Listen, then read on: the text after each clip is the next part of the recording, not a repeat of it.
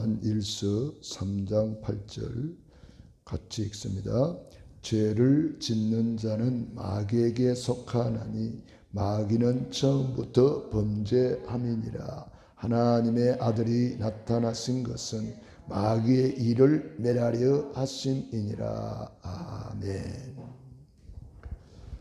우리는 한 주간 기념비적인 언약이라는 제목으로 말씀을 받았고 한 주간 내내 묵상하면서 많은 은혜를 누리고 있습니다. 기념비적인 언약은 위기 때 나타나더라고요.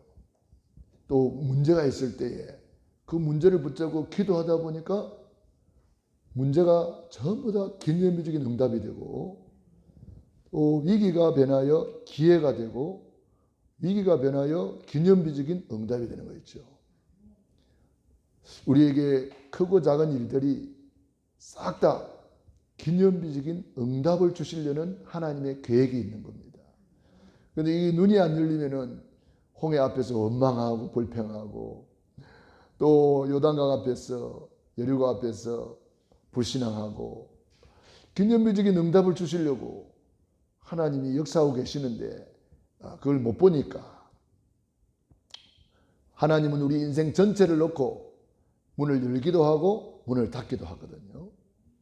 그러니까 우리가 미래를 못 보니까 우선 눈앞에 것만 보니까 한나가 태가 닫혀서 자녀가 없을 때에 그만 낙심하기도 하고 막 그것 때문에 스트레스를 받기도 하고, 그런데 기도하다가 계획을 깨달았단 말이에요. 나시린, 하나님 나시린 주시면 하나님 세계복음화의 일꾼으로 드리기를 원합니다.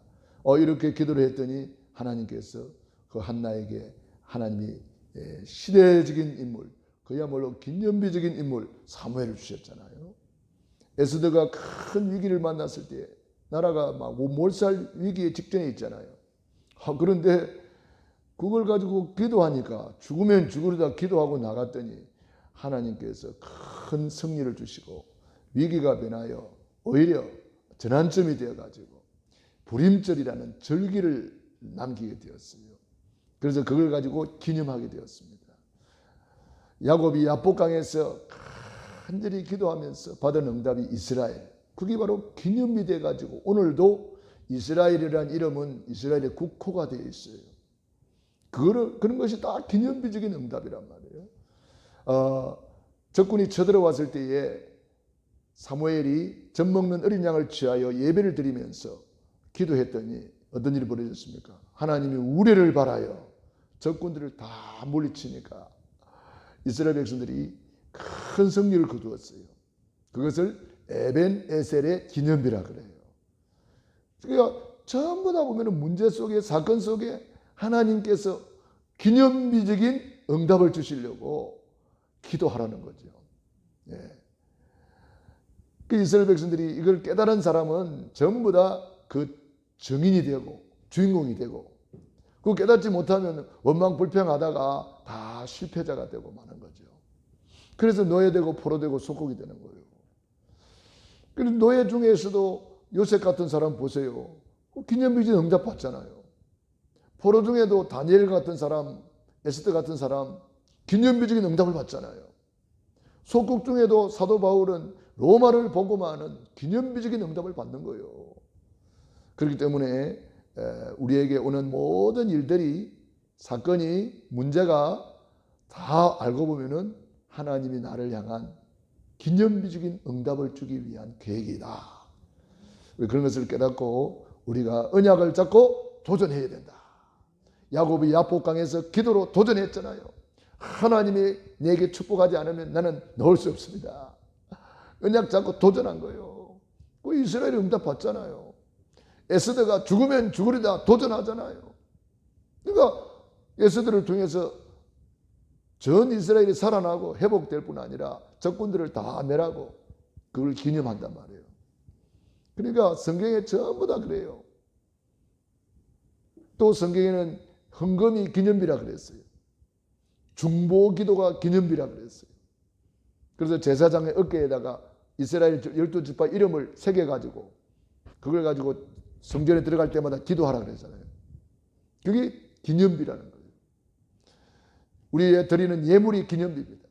마리아가 옥합을 깨뜨려서 예수님이 머리 위에 부어줬는데 그걸 갖다가 예수님이 뭐라고 그래요?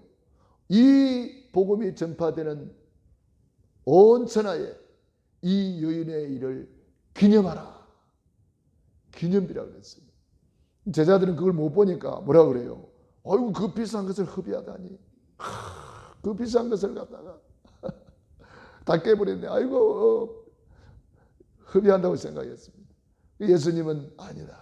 이 여인에게 좋은 일이 했느니라. 예수님이 누굽니까? 그리스도잖아요. 그리스도가 뭐예요? 기름 부음 받은 자. 예수님 기름 부음 부어줘야 되는데 누군가 기름 붓지를 안 해. 어떻게 알았을까? 마리아가 성령의 감동을 받았나 봐요. 자기 가지고 있는 마지막 재산 옥합을 탁 깨뜨려 가지고 예수님 머리에 기름을 부었단 말이에요. 드디어 예수님은 그 기름 부음을 받고 십자가를 향하여 대제사장으로서 십자가에서 다 이루었다. 그러니까 이 복음이 전파되는 어디서든지 이 여인의 행한 일을 기념하라는 거예요. 그러니까 이게 다 기념비란 말이에요. 기념비. 오늘 우리가 드리는 이 기도가 기념비입니다. 찬양이 기념비입니다. 오늘 드리는 이 예배가 기념비적인 예배란 말이에요. 할렐루야. 자, 오늘은 그래서 우리 네 번째 만남, 왜 우리에게 예수님만이 길이 되는가?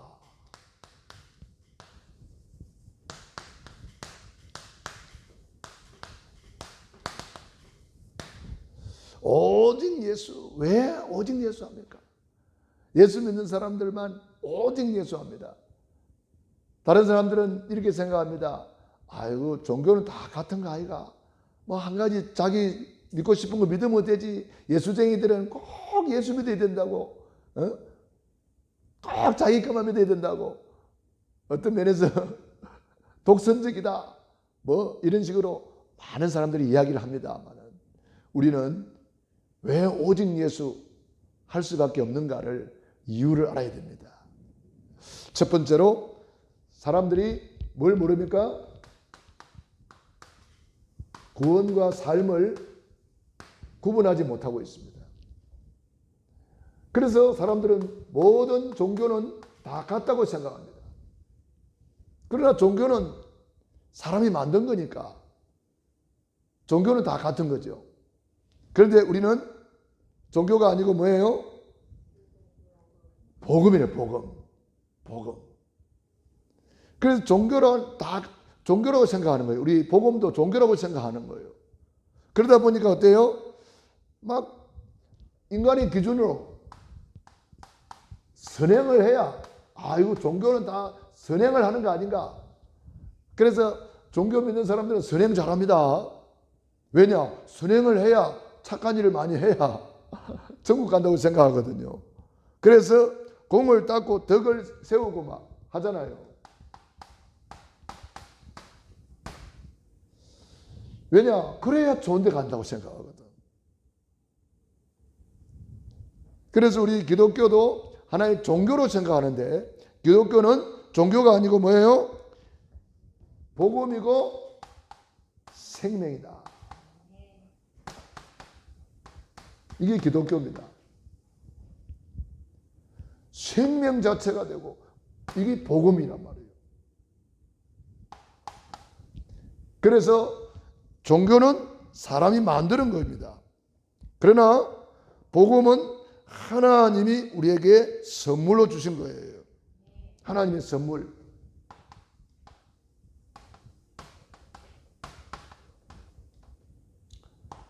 종교는 인간이 하나님을 찾는 거예요.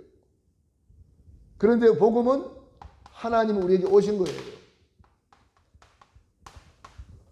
하나님 우리에게 찾아오셨어요.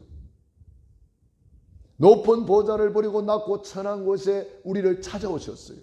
근본 하나님의 본체시나 하나님과 동등됨을 제알고 여기지 아니하시고 자기를 비어 종의 행체를 가져 죽기까지 우리를 찾아오셨어요. 십자가에서 우리의 모든 문제를 다 끝내주신 거예요. 그래가지고 우리에게 놀라운 구원을 주시겠습니다. 그래서 종교는 사람의 행위가 기준이고 복음은 하나님의 구원이 기준이 되겠습니다. 그래서 종교와 복음은 다르다는 거. 종교는 이런 것으로 구원받으려고 하는데 아무리 해도 생명을 얻지 못해요. 그래서 우리는 복음을 주셨단 말이에요.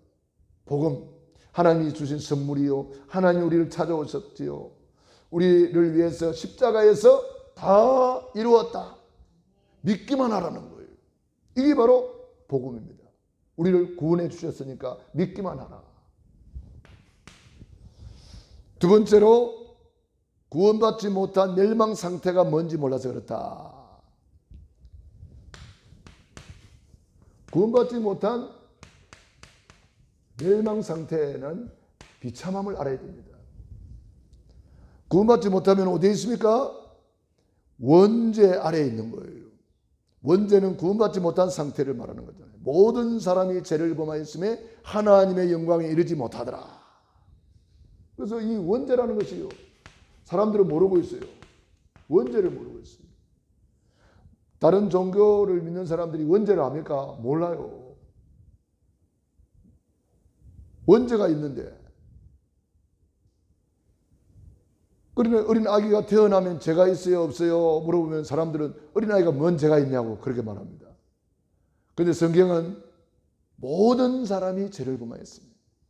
하나님의 영광에 이르지 못하더라. 모든 사람. 그 속에는 공자도 석가도 마리아도 다 포함되는 거예요. 모든 사람. 원죄 아래에 있는 거예요. 그래서 원죄 아래에 있다는 것은 무슨 말입니까? 사탄의 손에 완전히 장악되어 있는 거예요.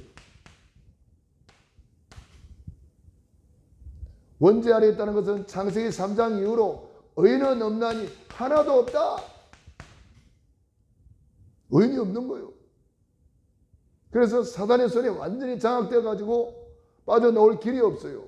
이것을 사주팔자 운명이라고 말합니다. 그래서 사단의 손에 장악되어서 멸망받게 되어 있는 거예요. 멸망받을 수밖에 없는 상태. 그래서 그 영은 사탄, 마귀, 귀신의 지배를 받게 되어 있습니다. 사탄의 지배를 받게 되어 있어요. 그래서 그 영이 저주받은 영, 귀신한테 장악되어 있는 거예요.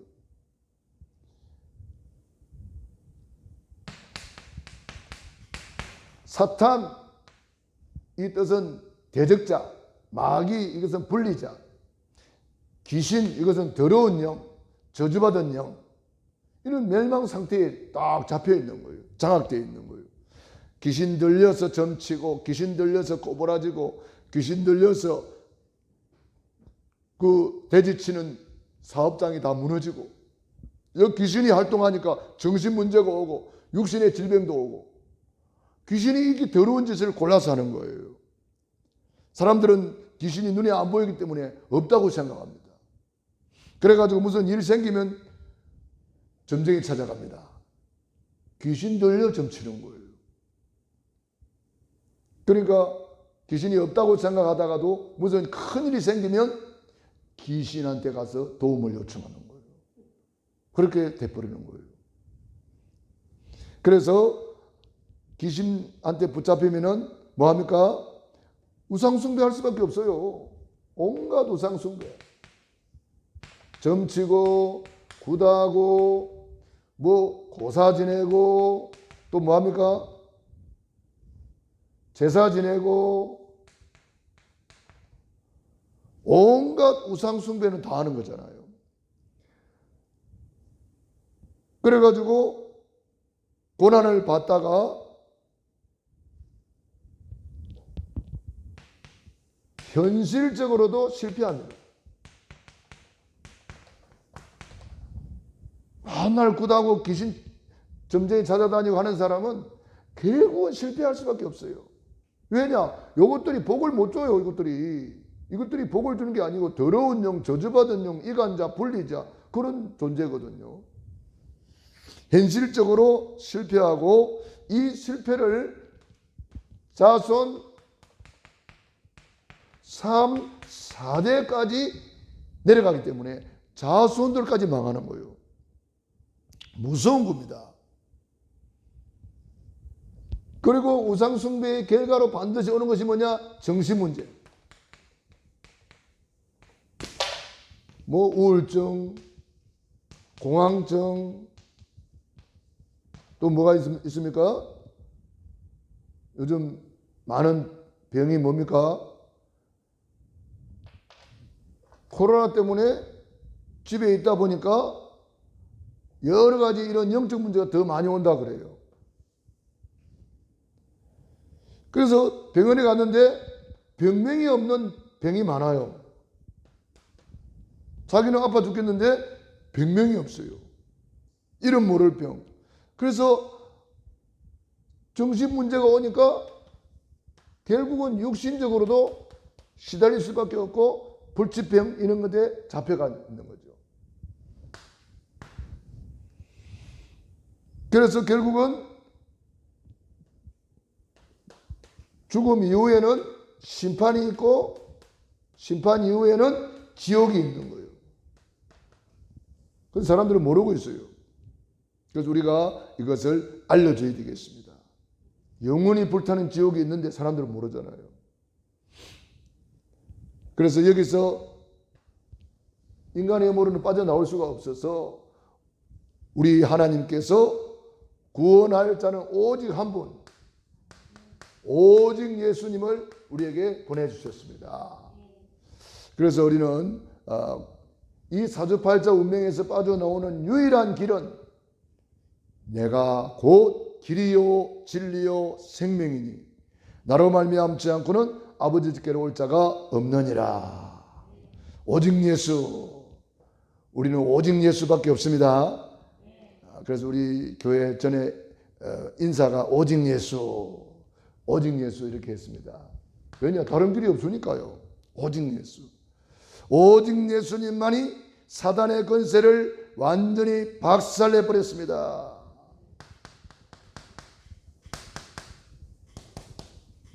창세기 3장 15절 여자의 후손이 뱀의 머리를 상하게 할 것이다. 그 상한다는 말이 박살낸다는 뜻이에요. 가루로 만들어버린다. 형체를 없애버린다. 짓밟아버린다. 아주 강력한 단어입니다. 하나님의 아들이 나타나신 것은 마귀의 일을 멸하려 하심이니라. 마귀의 일이 바로 창세기 3장 일이에요. 창세기 3장 일을 다 박살내려오다. 우리 예수님이 그걸 하신 거죠. 그래서 우리 예수님은 성육신 하시는 거예요. 인간의 몸을 입고 오셔서 우리 인간을 대신해서 고난받으시고 우리 인간을 구원하러 오신 거예요. 그래서 말씀이 육신이 되어 우리 가운데 거하심에 우리가 그 영광을 보니 아버지의 독생자 영광이요 은혜와 진리가 충만하더라. 그런데 그분은 죄가 없습니다. 원죄 없습니다. 자범죄 없습니다. 우리 예수님은 원죄가 없을 뿐 아니라 자범죄도 없습니다. 왜 그래요? 우리 예수님은 아담의 후손이 아니거든요. 우리 예수님은 그래서 동정녀 마리아를 통해서 왔습니다. 아담의 후손은 다 원죄 아래 있거든요. 아담의 후손이 아니란 말이에요. 동정녀 마리아를 통해서 오셨다. 모든 사람 속에 예수님은 포함이 안 되는 거예요. 왜? 아담의 후손이 아니니까. 그래서 죄 없으신 분이 십자가에서 살을 찢으시고 물과 피를 흘렸기 때문에 죄 없는 분이 십자가에서 다 이루었다. 그 죄 없는 분이 우리 죄를 대속하신 거예요. 대속. 굉장히 중요한 말이죠. 그래서 십자가에서 죽으시고 부활하셨어요. 선악과를 먹으면 정령 죽으리라 그랬는데 누가 죽었나요? 내 대신 예수님이 죽으신 거예요. 그래서 그 말씀을 성취하신 거예요. 정령 죽으리라, 내가 죽어야 될 그 자리에 예수님이 죽으신 거예요. 그래서 나는 살아나고 예수님은 죽으시고, 예수님은 죄가 없기 때문에, 원죄가 없기 때문에 그 증거로 부활하신 거예요. 죄가 없으면, 죄가 있다면 예수님도 부활 못해요. 왜냐? 죄의 싹은 사망, 자기 죄 때문에 죽는 거니까. 그러나 예수님은 부활은 죄가 없다는 증거가 되는 겁니다. 굉장히 중요한 거죠. 그래서 이 예수님이 성경대로 죽으시고 성경대로 살아나셨느니라. 이분이 바로 누구죠? 예수 그리스도. 굉장히 중요한 거죠. 이분이 예수 그리스도다. 예수 그리스도는 바로 근본 하나님의 본체시나 그랬어요. 그래서 예수님은 하나님과 동등됩니다. 하나님과 동등된 분이다. 본체시니까요. 근본 하나님의 본체. 그래서 그 하나님 앞에 사탄, 마귀, 귀신이 순종하는 거예요. 예수님이 가는 곳마다 귀신이 떠나가고 소리 지르면서 이렇게 한 것이 뭐냐? 바로 예수 이름의 권세 앞에 성삼위 하나님의 이름, 예수 그리스도의 이름 권세를 가지고 가니까 흑암의 세력이 다 무너져 버리는 거예요. 그래서 우리가 이 어마어마한 복음, 이 복음의 굉장히 중요한 핵심 부분입니다. 그래서 이 복음을 우리가 딱 가지고 있으면 우리도 이제는 오직 예수 안에서 이 축복을 누릴 수가 있는 거죠. 자, 그래서 구원이란 뭐냐? 구원은 반드시 멸망받을 수밖에 없는 죄와 저주에서 해방받는 것입니다. 원죄, 자범죄, 조상의 우상 숭배의 죄, 이런 모든 죄에서 완전 해방. 원죄가 뭐예요? 영원히 저주받을 죄를 말하는 거예요. 그런데 영원히 저주받을 죄를 영원히 끝내버렸단 말이에요. 단번에 영원한 속죄. 우리 예수님이 단번에 영원한 속죄. 우리 구원의 길을 그릴 때마다 여러분들이 그 구절을 기록하고 있잖아요. 히브리서 2장 14절 15절 마귀를 박살내고, 히브리서 9장 11절로 12절 단번에 영원한 속죄, 염소와 송아지의 피로 아니하고 자기 피로 단번에 끝냈다는 거예요. 그리고 예수님께서 히브리서 10장 19절로 20절에 휘장을 쫙 찢으시고 그 휘장은 그의 육체니라 그랬어요. 예수님이 살을 찢으시고 피를 흘리는 순간에 다 이루었다. 굉장히 중요한 거죠. 죄에서 해방. 그리고 바로 이 사탄 마귀 완전히 해방. 사탄의 권세에서 완전히 해방. 그 죄 그러면은 세 가지 항상 기억하셔야 돼요. 원죄, 자범죄, 조상의 우상 숭배의 죄. 이 죄를 예수님이 단번에 끝내버렸다는 거예요. 단번에. 그래서 우리는 예수 믿기만 하면 구원받는 거예요. 누구든지 예수 믿으면 구원받는 거예요. 예, 예수님이 다 이루어놨기 때문에. 십자가에서 다 이루었다. 믿기만 하라. 그랬잖아요. 그래서 지금 사단의 권세와 운명에서 완전히 우리는 해방되는 거예요. 벗어나는 거예요. 그리고 우리는 뭐죠? 영원한 지옥 권세에서 해방받아서 우리는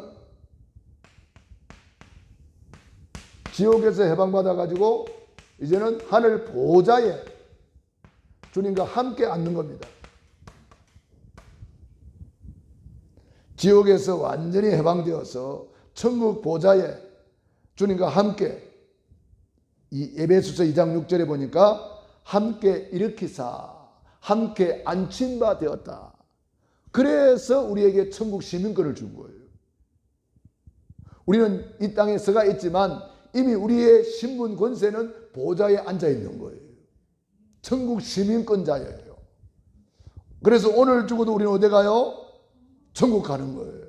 할렐루야. 이런 놀라운 복을 우리가 받은 거예요. 놀라운 복이죠. 예, 그래서 이런 축복을 우리는 가지고 이 세상에서 살 동안 할 일이 뭡니까? 증인으로 사는 거죠. 사도행전 1장 8절 땅끝까지 이르러 내 증인이 되리라 그랬습니다. 그러니까 에베소서 2장 7절에 보면 오는 여러 세대에 말할 수밖에 없는 증거를 주겠다고 말했어요. 오는 여러 세대에 증거를 준다. 그래서 저와 여러분들이 오직 예수를 깨달았다 그러면 복음 깨달은 거예요. 오직 예수를 깨달았다 그 사람 구원받은 사람이에요. 오직 예수를 못 깨닫고 있는 사람이 너무 많아요. 그러니까 예수를 믿으면서도 WCC에 가입하고 그것도 목사님들이 앞장서서 그러네. 이게 웬일입니까 이게. WCC 뭐 10만 명 모이는다는 교회 목사님이 막 앞장서가지고 막 위원장하고 말이지. 예? 이게 웬일입니까? WCC는 이게 안 된 거예요. 오직 예수가 아니에요. 그 사람들은 불교도 뭐 유교도 천주교도 다 하나는 종교는 하나다는 거예요. 그 기독교를 종교화시켜 버린 거지. 얼마나 안타깝습니까? 지금 한국에 거의 반이 거기에 가입되어 있을걸요. 그러니까 자기들은 그 가입되어 있으면서도 모르고 있을 거예요, 아마.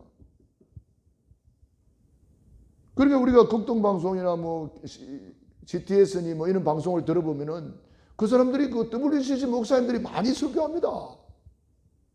그러니까 그래도 없이 설교하는데 그냥 달콤하죠, 우선은. 그 사람들은 거기에 다 이렇게 쏟고 있는 경우도 많단 말이에요. 우리는 딱 들어보면 분별이 되지요. 아, 복음이 없구나. 딱 분별이 된단 말이에요. 복음을 들어보면. 우리 어머님도 이 스마트폰을 사줬더니 사용을 못해. 그래가지고 스마트폰 사줘가지고 또 그걸 또 새로 바꿨다 하더라고. 스마트폰이 있어야 뭐 내 메시지를 들을 텐데. 그 메시지 들으라고 이렇게 바꿔줬는데도 그 사용을 못하겠다고, 아이고 힘들어 안 되겠다. 그래가지고 또 바꿨더라고. 그래서 하나님의 말씀을 들어야 되겠는데 하고 해서 우리 동생들이 극동방송이나 들으라고 라디오를 사줬더라고. 그래서 내가 걱정되더라고. 아, 저거 자꾸 들으면 자기도 모르게 복음이 없어질 텐데 그런 생각이 들더라고요. 저는 우리 교회에서 이거 CD 만들 때는 계속 매주 보내줬거든요. 그래서 집에 가면 맨날 그거 틀어놓고 막 이렇게 은혜 받으셨는데 요즘 우리 CD를 안 만들잖아요. 그러니까 이 스마트폰을 어떻게 좀 가르쳐 드려야 되겠는데 어떻게 가르쳐 주나. 제가 옆에 있으면 뭐 이렇게 도와드릴 텐데 옆에 있지도 않고 하니까 참 안타깝더라고요.